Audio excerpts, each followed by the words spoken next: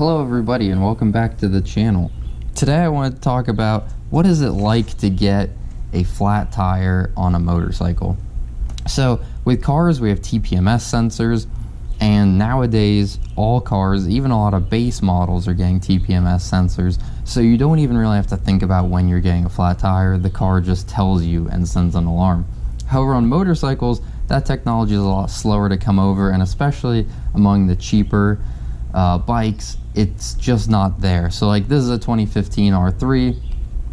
It does not have TPMS sensors. In fact, none of my bikes have TPMS sensors.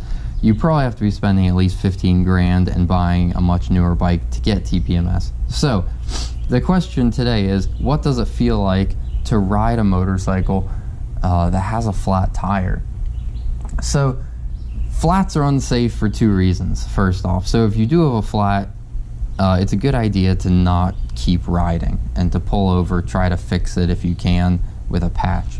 So first off, flats are unsafe because the handling of the bike is unsettled. The suspension of the bike heavily relies on properly inflated tires, and as you can see here, these tires are not going to offer you really any suspension or any kind of handling benefits. It's actually going to be very poor handling with tires like this, and you know your handling will degrade as you lose tire pressure. So here we've identified where we had our flat. This looks like a puncture from maybe a piece of glass or a sharp rock or something like that. These tires are pretty worn down. They've had several track days on them and several years of riding also, so we're just about at the wear bars. It was time for us to change them out soon anyway.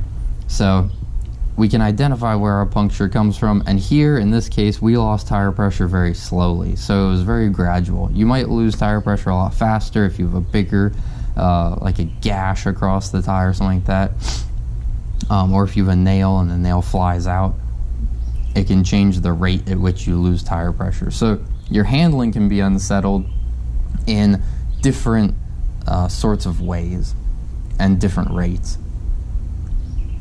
And then our braking is going to be less responsive. So I still had my front tire inflated. It was my rear in this case. So when I hit my rear brakes, it felt very lazy and non-responsive, which in general is true of sport bikes, but was especially true of this bike when I felt that I was getting a flat tire. So front brakes still there, still intact. If you have a front flat and the rear is still inflated, you'll have, inverse of that, right? Where you don't want to be braking with your front brake anymore. If you have a flat tire, you want to do more of your braking with your rear tire that's still inflated. And then as far as mechanical safety, so the tire can de-bead and come off. So this is our second reason why we don't want to use why we don't want to ride on flat tires. So the second part about why we don't want to ride with a flat tire is that mechanical safety. So the tire can de-bead, which means that we're coming off of the rim right here and the tire is no longer attached well. And then depending on how big of a gash you have on the tire and things like that, you could potentially have the tire start coming apart. So then you really don't want to lose the tire and be riding on a rim or something like that. So it probably won't get that catastrophic usually, but that's why we don't want to ride on it. And you will have different experiences by a little bit if you're riding a tube tire or a tubeless tire. And how big of a tire, like is it a dual sport tire like this, or is it more of a sport bike tire like this? I would rather have a flat on this every day of the week than a flat on a tubed dual sport tire. So how do you check if you have a flat tire while you're riding? So if you don't want to pull over, or if you're on a road where you feel like it's unsafe, how can you do some practical checks as you ride to determine, do I have a flat tire? So I was on a road where the two sides of the lane where normal tire tracks are going to be were worn down a little bit, and the center was rougher and kind of raised. So the road sort of had a weird crown to it in the middle of the lane, and then each area where the car tires ride. So what I did was I rode over that rougher part, and the handling of the bike was way different than it normally would be. It felt super loose and sloppy, and so that's how I knew something was wrong with one of my tires.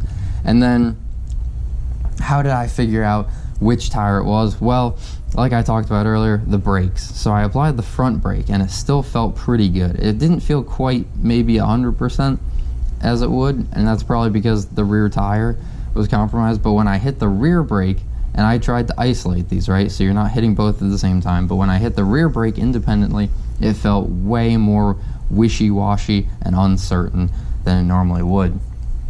So you can ride over a rough part of the road, feel how the suspension reacts. Does the does the rear feel lazy turning in? You can apply the brakes to see if they feel as responsive as normal.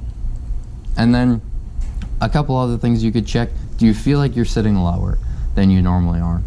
Because when this tire is completely flat, you're actually going to be sitting a little bit lower in the rear. You won't be as pushed forward. So does it feel like the sitting position is still the same?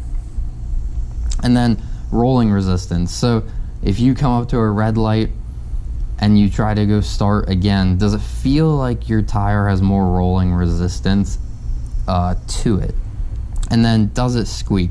So you can end up getting some relative motion when you lose air pressure between this rim here and this tire potentially, or you can have the tire squeaking as it rubs rubber against itself when it's so incredibly flattened. So does it squeak? Does it have more rolling resistance to get started? And you probably won't be able to notice more rolling resistance as you ride, but that's one thing you could check for when you're at speed. And then one of the last things is when you stop and get off the bike, what does your tread wear look like?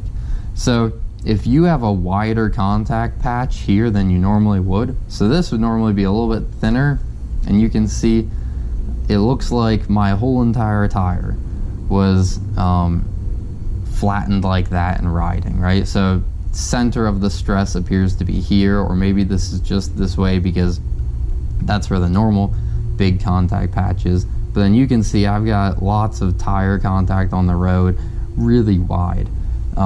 This stuff is all from riding on the track, so this you should not expect to see from having flat tires.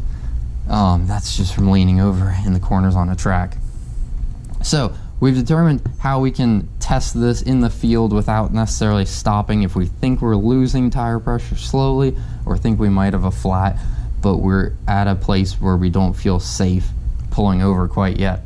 So if you do get a flat, what can you do? Well, you can use a tire rope plug kit. So here I've got the Tusk tire repair kit, and so inside of here is going to be everything we need. We've got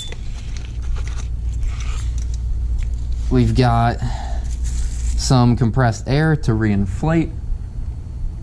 We have a tire pressure reader to confirm if you can't confirm just by going like that and squishing your tire and feeling. You have the reamer tool and you have the plug insert. So the first step is going to be we'll identify where we have our puncture in our tire. And so we identify that right here. We take our reaming tool, we shove it into that area and ream it out back and forth several times to roughen it. And then we take a tire rope plug, we put it right through here in the center and align it so that this is at the middle of the length of the tire rope.